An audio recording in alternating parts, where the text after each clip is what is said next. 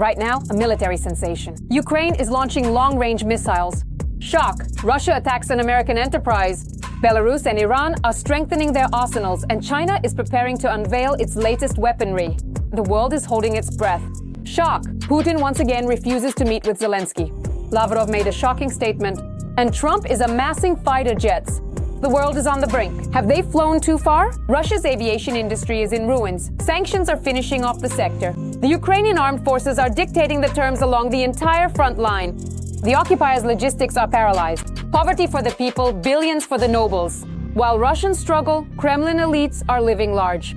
Shock content is blowing up the internet. Sensation. Russia is out of gasoline. Drones have paralyzed Putin's oil empire. All this and more in our program, Hotspot. Sensation. Ukraine is making a breakthrough in its missile program. The long-range Flamingo missile is entering mass production. Putin is in a panic. The GUR is crushing the enemy. The occupier's boat has been destroyed. Shock! Russia attacks an American company. Unexpectedly, Belarus and Iran. Lukashenko is preparing a military alliance. And China is showcasing its latest weapons at a parade. The world is on edge. Ukraine has repelled one of the largest attacks. The Russian occupiers launched 574 Shahed drones and other decoy drones, as well as 40 missiles of various types.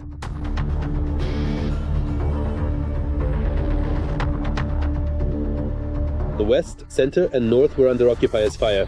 In Lviv, dozens of houses, windows, and roofs were damaged by the blast wave. There are casualties. As a result of Russian strikes on Mukachevo in the Zakarpattia region, an American factory producing electrical products was damaged. At least 15 people were injured.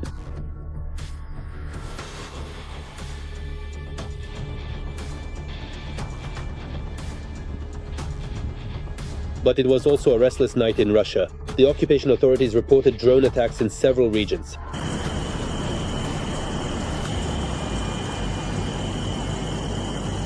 An energy facility was damaged, and several villages in the Voronezh region were left without power. A fire is also raging at the Novoshakhtinsk oil refinery.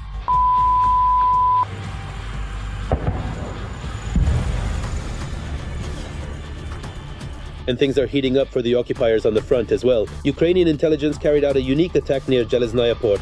A drone with a laser designator guided a missile to the enemy's boat, destroying it along with the entire crew. Also, in the Dobropoli direction, the defense forces of Ukraine continue to carry out stabilization measures. As a result of the active actions of Ukrainian soldiers, the enemy is suffering significant losses in manpower, equipment, and weaponry. Thanks to the successful actions of the defense forces of Ukraine in this direction, 6 settlements have been deoccupied, and the possibility of further breakthroughs by Russian occupation forces toward Dobropilia and consequently the administrative border with Dnipropetrovsk region has been minimized. Meanwhile, as the defense forces destroy the enemy, the Netherlands is transferring 2 Patriot air defense systems and 300 military personnel to Poland to protect NATO's logistics center for Ukraine. The EU is also urging Trump to deploy fighter jets in Europe. In particular, they are discussing the deployment of American F-35 fighter jets in Romania. Against the backdrop of the latest provocations by the Russian Federation, specifically the violation of Polish airspace, this is the incursion of a German 2 attack drone into Lithuanian airspace. This is a Gerbera drone, a simulator, plus accordingly the violation of Estonia's territorial waters. This is about strengthening accordingly air defense systems and the components of these air defense systems. These are the F-16 and F-35 aimed at preventing such provocations from the Russian Federation. Meanwhile, the self-proclaimed president of Belarus has announced his readiness to cooperate with Iran across a wide range of areas, including military cooperation. It's been a while since the mustachioed one appeared in the media space, so he decided to make a splash. Regarding Lukashenko's attempt to diversify dependencies away from the Russian Federation and, accordingly, the People's Republic of China, there is the possibility of Iran supplying petroleum products to the Republic of Belarus for the needs of Belarusian oil refineries, as well as the potential for manufacturing Iranian drones directly on the territory of the Republic of Belarus. In other words, this is yet another attempt by Lukashenko, as the first Ukrainian president used to say, to walk between the raindrops, to maneuver between the interests of the United States, the People's Republic of China, and accordingly, the Russian Federation. While Lukashenko is only just planning to establish military ties, China is preparing to showcase its latest weaponry at the parade marking the 80th anniversary of the end of World War II, which will take place on September 3rd. Beijing is raising the stakes both politically and militarily. It is no coincidence that the statement from the Russian Federation, a satellite of the People's Republic of China, about China's role in the so-called settlement of the Ukrainian issue, as the Russian side presents it, was made. In other words, this is about strengthening the influence of the People's Republic of China on the international stage. Following China, North Korea is also rattling its sabers. The North Korean leader plans to increase the nuclear arsenal in response to joint military exercises by the US and South Korea. First and foremost, this is not so much a conflict between North Korea and South Korea as it is a conflict between North Korea and the United States. North Korea is trying to escalate the situation on the Korean Peninsula. This position by North Korea is supported both by the People's Republic of China and accordingly by the Russian Federation. Shock. There are no more airplanes? Russian aviation has collapsed. Factories are standing idle, programs are being shut down. Sanctions plus management failures equal a fiasco for Russia's aviation industry. There's nothing to fly, just one plane a year and dependence on China. Watch all the explosive details right now. They've flown themselves into the ground. Russian civil aviation is deteriorating before our eyes. I seriously doubt that I can add anything particularly new or insightful here at this moment. Sanctions against the aggressor country have dealt a serious blow to Russian aviation. Moscow has lost the ability to purchase new planes and repair old ones, and producing domestic airliners has proven even more difficult. We will. Of course we will. There will be something for passengers to fly on. There will be something, but just how safe is it? In August, Reuters reported that the large-scale program to revive the aviation industry, which Moscow launched soon after the start of the war against Ukraine, has ended in failure. Out of the 15 commercial aircraft planned for 2025, manufacturers were able to deliver only one to an airline. In total, between 2022 and 2025, the Russian civil aviation fleet was supplemented with 13 new aircraft. For comparison, in 2021, Russians added 52 new commercial aircraft to their fleet. In fact, we can see that the plan Russia set for itself was fulfilled by less than a quarter. Moreover, the aircraft that were produced in 2022-2023 were mainly those that were already on the assembly lines at the factories, and work on them was carried out using parts that were available in warehouses. But even with these aircraft, the Russians encountered problems. The superjets, of which 12 units have been produced over the past 3 years, are critically dependent on European components. We're talking about the engines. Now, Russia is trying to actually reduce this dependence, but we see that the projects to create a so-called Russian engine have been postponed year after year for almost the last 5 years. In the end, Russia has not managed to create its own engine. Even the MC-21 project, which was essentially built based on a Russian engine, is also on hold. This is the PD-8 engine. Most likely Russia will have to turn to China, and this will only deepen Russia's dependence on the Chinese aviation industry. The superjet was designed to carry up to 100 passengers and was supposed to become a symbol of the revival of civil aircraft manufacturing in Russia. But in reality, it became not a source of pride but a disgrace. The fate of the MC-21 hasn't worked out either.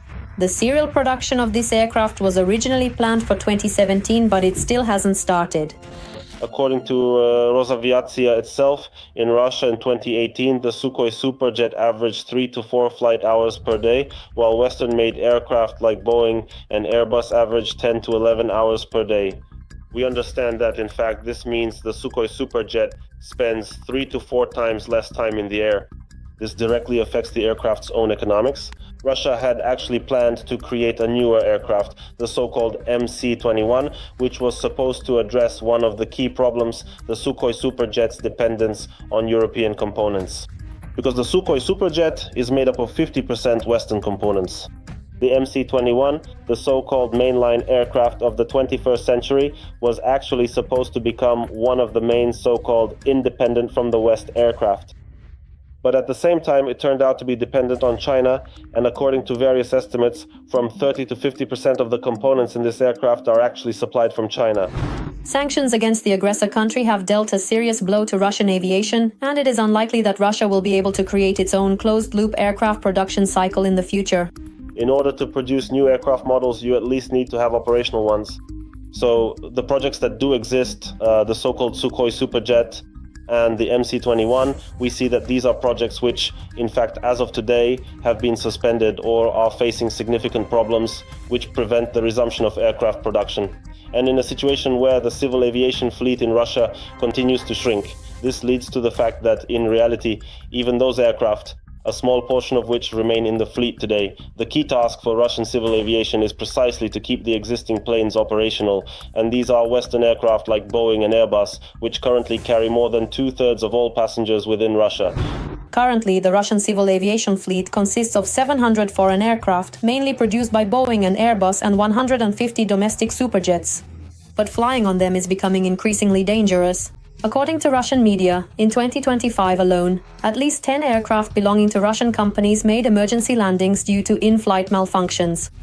We can clearly see that, in fact, this current year and in the immediately coming years, the average number of commercial aircraft being permanently retired from active service will be approximately 40 to 50 planes, which is a significant figure. This means that by 2029, 2030, the number of aircraft will have decreased so critically that, firstly, it will be quite difficult for Russia to maintain domestic air travel. Secondly, ticket prices will rise significantly. We can already clearly see that these so-called processes of civil aviation degradation have regrettably led to ticket prices significantly increasing by at least 15%, and the total number of aviation incidents has unfortunately risen several times compared to the year 2022. So, if we look to the future, Russians won't be able to fly for much longer. At the current pace, it will take Russia 10 to 15 years to replace Western aircraft with Russian-made planes. But even if these planes were already available today in some final serial version, we can see that as of now, Russia does not have such an aircraft. The lifting of Western sanctions could have saved Russian civil aviation. However, such a scenario is impossible. And new aircraft mean long-term orders, contracts spanning decades, and billions of dollars, resources that Putin's Russia critically lacks because of the war. Every voice matters. Join our community, support independent journalism, and help us bring you the truth from Ukraine. Become a member of Ukraine today. Join us now. Shock! Putin won't meet with Zelensky again. The president of Ukraine is ready to fly even to Turkey, but Putin is dodging once more. Moreover, Lavrov is spouting nonsense about security guarantees. And Trump is deploying fighter jets in Romania? When and where will the meeting between the presidents of Russia and Ukraine take place? And will it happen at all? Watch all the explosive details right now. It seems there won't be any meeting between Putin and Zelensky after all. Well, alright, more on that later. Do you remember that during his meeting with Trump, Putin agreed to security guarantees for Ukraine? Well, as always, it's not that simple. In the West, and especially in the United States, they understand perfectly well that seriously discussing security issues without the Russian Federation is a utopia, a road to nowhere. And if we dig deeper, Lavrov is hinting at the same negotiation format as in Istanbul in 2022. In this context, the Ukrainian side proposed, and our delegation at the time agreed, to develop security guarantees involving all the permanent members of the UN Security Council, that is, the Russian Federation, the People's Republic of China, the USA, France, Britain, plus certain other countries. Germany and Turkey were mentioned. Yes, exactly like that. It turns out that security guarantees for Ukraine from Russia were supposed to be provided by Russia itself, and on top of that, by China as well.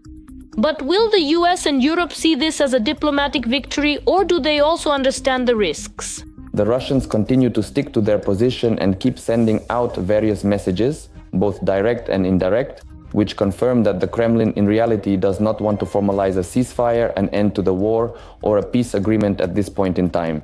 Today's recent statements from Lavrov and other prominent Russian officials appear to be yet another deliberate manipulation, clearly aimed at dragging out the ongoing process and significantly delaying the imposition of crucial secondary sanctions.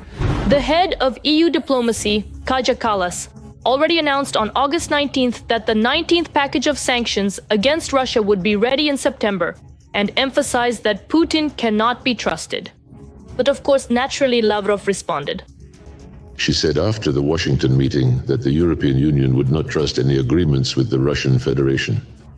That is why the European Union will continue to support the armed forces of Ukraine, and the EU will push for new sanctions against Russia, regardless of any agreements, which, as she said, they do not trust. But this is not diplomacy. This is already degradation. Europe and the US are preparing a security plan for Ukraine, which is expected to be agreed upon in just 10 days. Among the options are sending instructors, air patrols, assistance with demining the Black Sea, border control using drones, and a military alliance modeled after the US treaties with Japan or South Korea. So far, Ukraine has not received any concrete security guarantees from its allies. We have heard many different, diverse and varied hypotheses, theoretical frameworks, fundamental assumptions and conceptual models. But there are no definitive decisions that could be called truly concrete or absolutely certain, nor any that could genuinely and effectively become a truly decisive and pivotal factor in preventing potential future Russian aggression or indeed any similar acts of hostility. European leaders also want the US president to deploy American fighter jets in Romania as part of the security guarantees. But will Trump agree to this? Some of Trump's allies are pushing him towards such a decision, but the American president himself is quite impressionable, and his position often changes depending on the negotiations he's conducting. The American president is in principle known for his policy of isolation and his attempts to distance himself from collective security on the continent. Therefore, the situation with American fighter jets in Romania currently looks rather unclear. Well, as for the prospects of a meeting between Putin and Zelensky, sometimes they're ready, sometimes they're not. And now Lavrov is even talking about thorough preparations without any set dates. As I already said, we are ready for any format. But when it comes to important meetings at the very highest level, it is absolutely necessary to meticulously prepare them as thoroughly and comprehensively as possible at all preceding and preliminary stages, so that these crucial summits do not end up worsening the overall situation, but actually put a definitive and conclusive end to the ongoing negotiations that we are indeed ready to continue. But I hasten to remind you how quickly the meeting between Putin and Trump was arranged. As they say, where there's a will, there's a way. The Kremlin is saying directly that Putin is not ready to go and is not prepared to make any real concessions. The nonsense that Putin fed to Trump in Alaska is a separate story that has nothing to do with the real peace process. To achieve it, two factors are important. The first is economic pressure on Russia, and the second is that Ukraine needs weapons, and a lot of them. Nevertheless, the president of Ukraine stated that a potential meeting with Putin could take place in neutral Europe, for example, Switzerland or Austria. But Zelensky also said he wouldn't mind Turkey either. The front is on fire. The Ukrainian armed forces are breaking the enemy's back along the entire line of contact. Ukrainian drones have paralyzed the occupiers' logistics. The Ukrainian armed forces have completely shattered the Kremlin's plans. Putin is losing control. Watch the latest updates from the front in the following report. In the Zaporizhzhia direction, Ukrainian drones delivered a powerful strike against Russian logistics. A fuel train was blown up between the occupied towns of Urozhaina and Tokmak. According to Petro Andriushchenko, advisor to the mayor of Mariupol, the train derailed, after which it was finished off with everything that could fly. Essentially, the railway connection for the Russian army through the occupied part of Zaporizhzhia region has been paralyzed. The strike was carried out by fighters from the Ronin UAV battalion of the 65th Separate Mechanized Brigade. Meanwhile, the situation at the front remains tense. According to Deep State, the enemy has advanced in the area of the Serebryanske forestry in Luhansk region and near the settlement of Olhivske in the Zaporizhzhia direction, taking advantage of weaknesses found in the defense. If previously these areas were considered relatively stable, now the enemy is trying to exert pressure. The Pokrovsk direction remains the most difficult.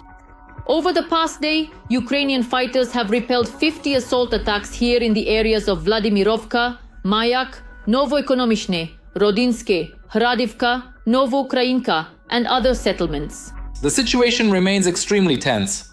The enemy has concentrated a very large amount of the resources they have. First and foremost, the occupiers are trying to use that resource, an extremely large number of manpower, in other words, disposable orcs. These could be occupiers with completely different levels of training, or hastily assembled, excuse the expression, homeless mercenaries, criminals, convicts, or just people gathered together, untrained and unequipped. Unfortunately, there are also highly trained, exceptionally skilled special forces units among them. Moreover, there are quite professional and very capable pilots and fairly skilled and experienced artillerymen. In addition to infantry used for attrition, the Russians are actively deploying various types of UAVs, trying to strike rear areas up to 30 kilometers deep. In fact, the concept of a front line no longer really exists. There is an area of activity, a contact zone, and enemy UAVs of various types, including FPV drones. Strike drones can fly in as far as 5, 10, 15, 20, or even 30 kilometers. So there are different scenarios. The enemy really does use various tactics. Sometimes they succeed, sometimes they don't. But in most cases, these assault attempts are unsuccessful for the enemy. Heavy fighting continues in other directions as well. In the Novopavlivka and Lyman sectors, there were 61 clashes in the past day. The enemy attacked the areas of Hrushevka, Zeleny High, Taimirivka, Komishuvaka, Zelena Dolina, Kolodiazy, Torske, Yampol, and Hrihorivka. Activity remains high in the Toretsk, Kupiansk, Southern Slobozhansky, and Dnipro sectors. Despite the overall complexity of the situation, an interesting incident occurred in the Bilimanchina area. 2 FPV drones simultaneously hunted an enemy strike UAV.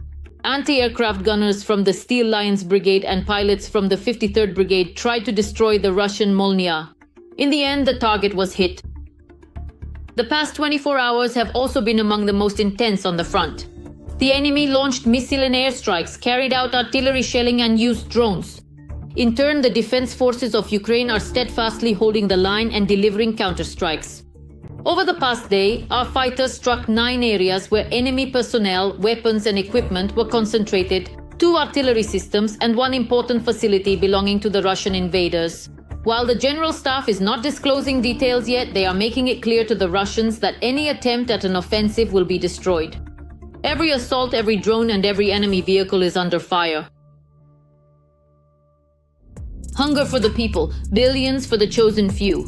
The secret deposits of the Russian elite are shocking. A city's annual budget stored in Kremlin coffers.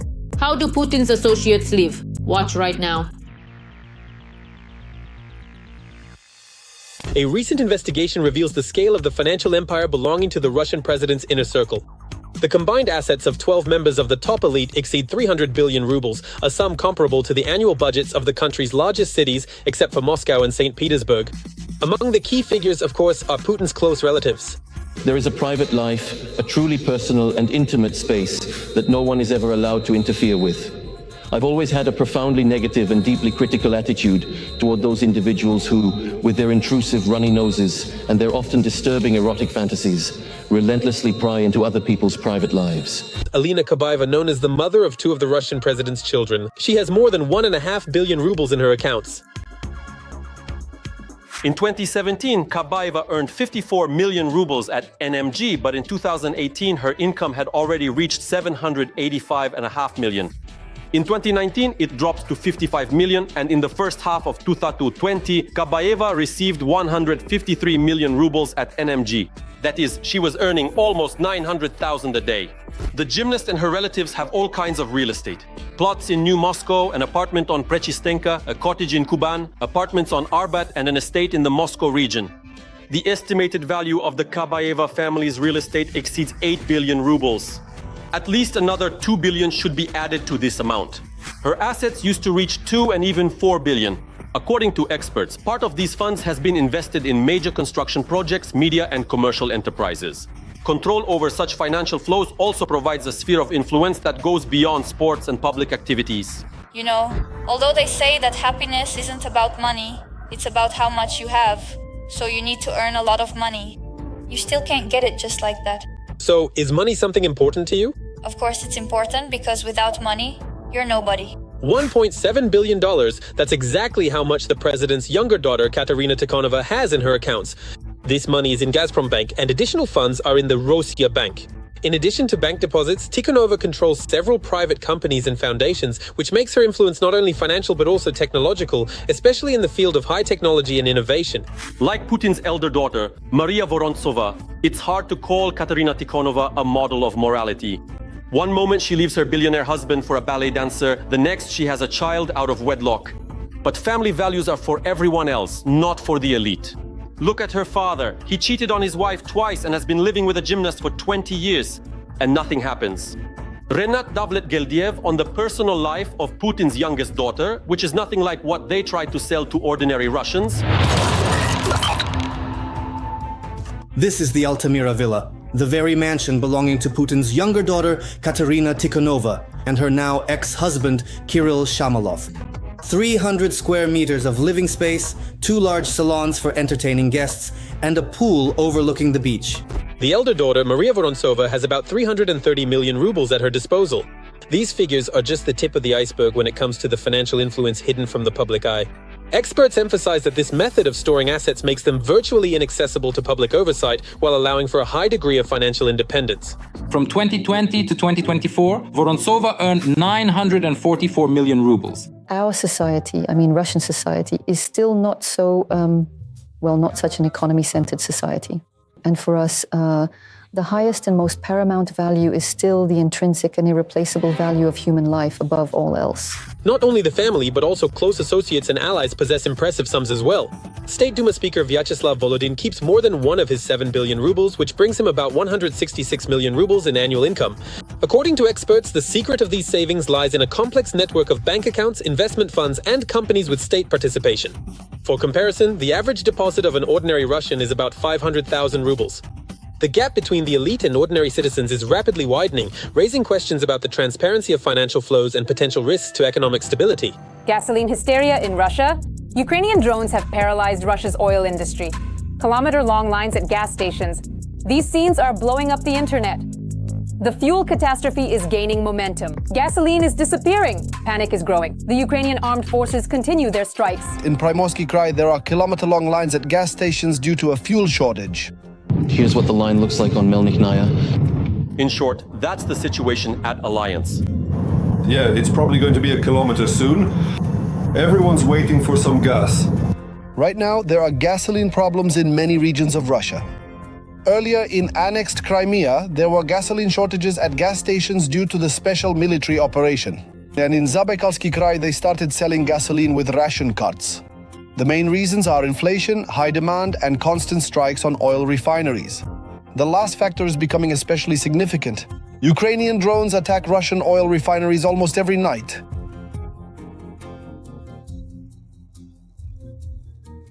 This is a strike on the Lukoil oil refinery in the Volgograd region, which is among the top 10 in Russia and is one of the largest producers of petroleum products in the southern federal district. Over the past week, Ukrainian UAVs have struck the refinery 3 times already. The plant has ceased operations tentatively until mid-September. We are now seeing reports almost every day that major significant oil refineries in the European part of the country have been affected. The latest is the Lukoil plant in Volgograd, and drones are even reaching as far as the Ukhta plant in Komi, another Lukoil facility, and some plants have simply shut down. On August 2nd, after a drone strike, the Novokuybishevsk refinery halted its operations. On August 11th, the Saratov refinery stopped receiving crude oil. On August 15th, it became known that the Volgograd refinery had stopped, and on the same day, after a drone attack, the Samara refinery also stopped accepting oil for processing. Drone attacks on Russian oil refineries, which intensified in August and led to the shutdown of at least 4 major refineries, have deprived the economy of 1/7 of its most powerful oil processing capacity. Thus, in just under 3 weeks, oil producers lost 44.3 million tons of annual refinery capacity, minus 13.5% of the country's total, which stands at 328 million tons per year. According to Reuters, repairs at some of the plants will last at least a month, and the Samara refinery will remain idle until the end of August. The difficulties with repairs are related to the sanctions. Western equipment for oil refineries was included in the European restrictive measures as part of the very first package following the invasion of Ukraine in February 2022, and this is causing disruptions. As a result, in 2025, Russia once again faced a gasoline shortage. Exchange prices for AI-92 and AI-95 gasoline have soared since the beginning of the year by 40% and 50% respectively, setting new historical records: 71,970 rubles per ton and 81,337 rubles per ton. If Ukraine continues to strike Russian oil refineries, the problems with prices and the availability of gasoline in Russia will only get worse.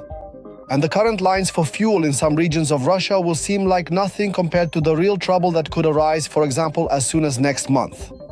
If the Ukrainians were to ignore Biden's explicit request not to strike vital oil terminals on the Black Sea, such as in Novorossiysk, Tuapse, or on the Baltic, where Ust-Luga and Primorsk are the two main and significant terminals, and were to start actively attacking them, this would undoubtedly have a very serious and detrimental impact on Russia's ability to export its oil.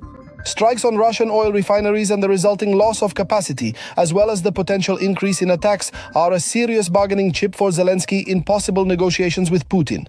That's all for now. For more breaking news from the front, tune in to our next episode.